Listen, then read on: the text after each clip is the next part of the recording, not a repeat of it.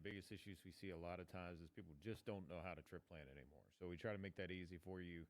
You can come in here to the tintel.com. You go to all tools. You can search for routing. We're going to click on CMV Route Intelligence. We're going to put in a zip code.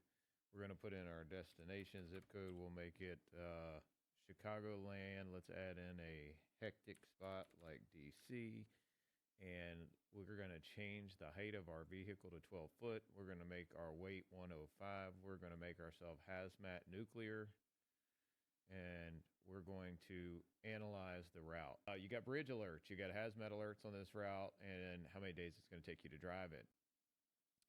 Second part is you have bridge alerts on this route.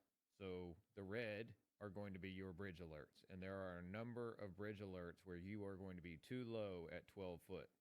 You can go back and change that to 13.6, and this is going to drastically change.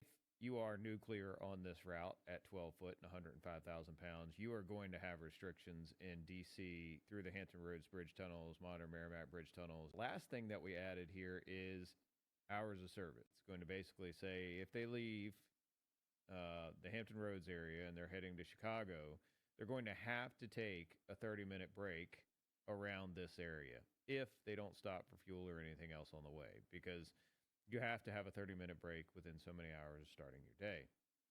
Then it's basically going to tell you there's going to be a 10-hour reset needed, and that looks like it's going to take place at mile 451, which is basically going to be up here around this area. Now, we did build a actual truck parking tool, and for instance, one of the issues I think we all have, a concern that I think we all have, is paying for truck parking. And one of the things that I emphasize is truck parking is never going to be free. It's never been free. So one of the things I tried to emphasize here is if you're concerned with enforcement knocking on your door at 5 a.m., you can click here on high enforcement zip codes. And these are all the locations that have high trends for violation inspection counts at rest areas and free parking spots. So if you park on an off-ramp in one of these locations, you probably going to get a door knock in the morning, and you might end up with a ticket that's going to cost you way more than truck parking. But really, this is basically trying to put risk front and center to advise you on the worst areas to park for free without security,